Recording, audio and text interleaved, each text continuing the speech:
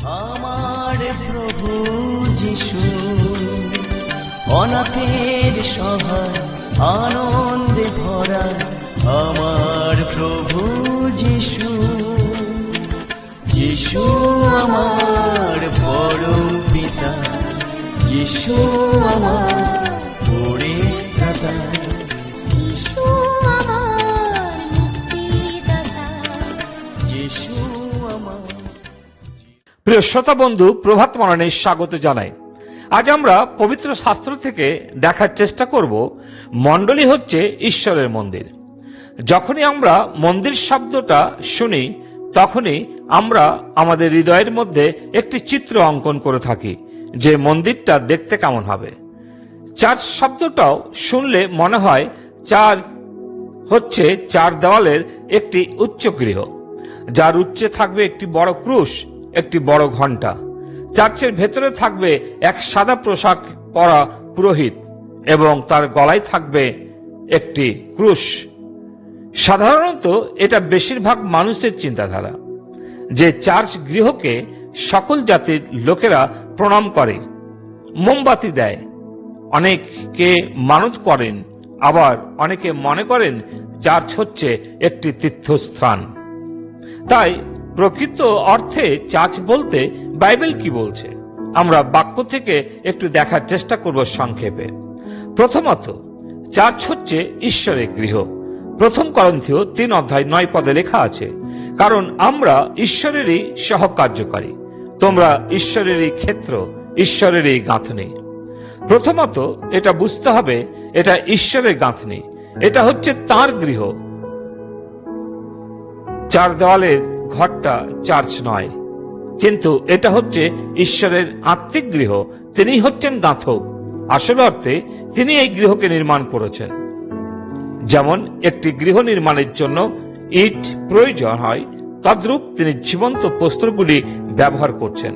যেমন পিতর তার পত্রে লিখেছেন 1 পিতর 2:4-5 জীবন্ত প্রস্তরের নিকটে আসিয়া জীবন্ত প্রস্তরের ন্যায় আত্মিক গৃহস্বরূপে গাঁথিয়া তোলা যাইতেছ। আপনি ও আমরা হচ্ছি এক একটি জীবন্ত প্রস্তর নতুন জন্ম লাভ করার পর। মণ্ডলী নির্মাণের যে নকশা সেটা ঈশ্বরের মনের মধ্যে রয়েছে, যেটাকে ব্লু প্রিন্ট বলা হয়। তাই যখন ঈশ্বরের মন্দির বলবো, মনে রাখবো এটি হচ্ছে ঈশ্বরের গাঁথনি। এই মণ্ডলী বা চার্চের মালিক তিনি, আমরা শুধুমাত্র সাহায্যকারী, তার সহকর্মী। দ্বিতীয়টি হচ্ছে ঈশ্বরের মন্দির। 1 করন্থীয় তার 3:16 লেখা আছে, তুমি কি জানো না যে তোমরা ঈশ্বরের মন্দির এবং ঈশ্বরের আত্মা তোমাদের অন্তরে বাস করেন? তাই যখন ঈশ্বরের মন্দির বলবেন তখন কোনো হস্তনির্মিত গৃহ নয়, কিন্তু আপনি ও আমি প্রতিটা বিশ্বাসী হচ্ছেন ঈশ্বরের মন্দির। এই মন্দিরের উদ্দেশ্য হলো পবিত্রতা। ঈশ্বর যিনি আপনার ও আমার কাছে পবিত্রতার জীবন দেখতে চান।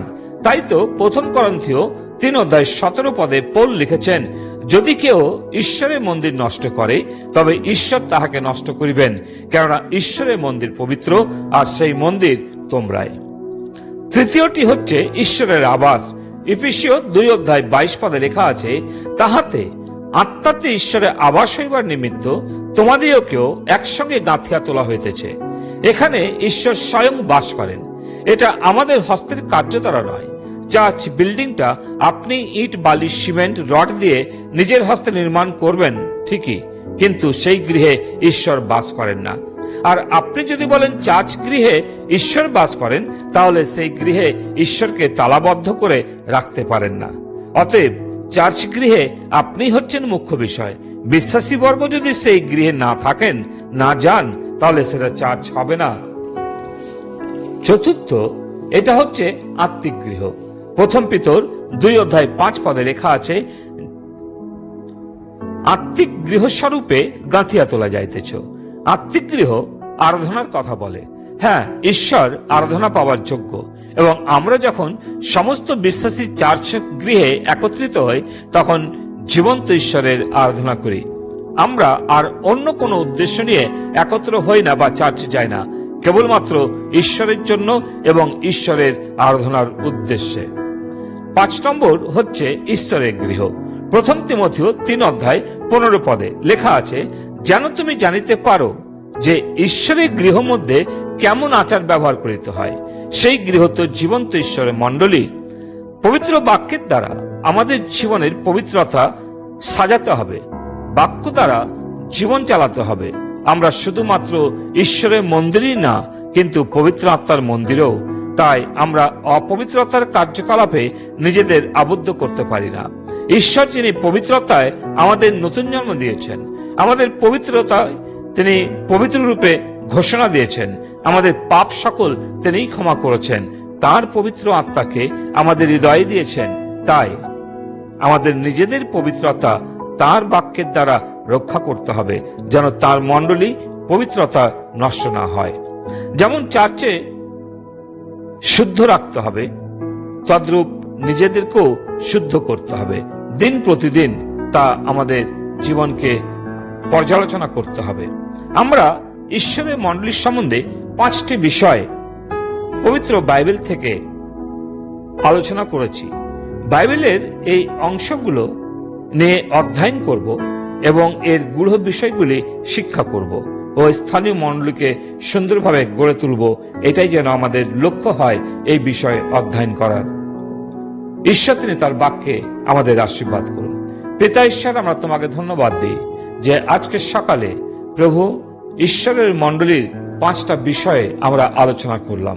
প্রভু আমাদের বুঝতে দাও যেন আমরা প্রকৃত অর্থে ঈশ্বরের মণ্ডলীটা কি তা যেন জীবনে উপলব্ধি করি, বুঝতে পারি এবং তোমার বাক্যের আধারে নিজেদেরকে সাজিয়ে তুলতে পারি।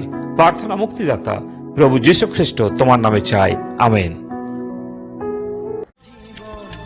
আমার প্রভু যিশু, অনাথের সহায় আনন্দে ভরা আমার প্রভু যিশু। যিশু আমার পরম পিতা, যিশু আমার পরিত্রাতা, যিশু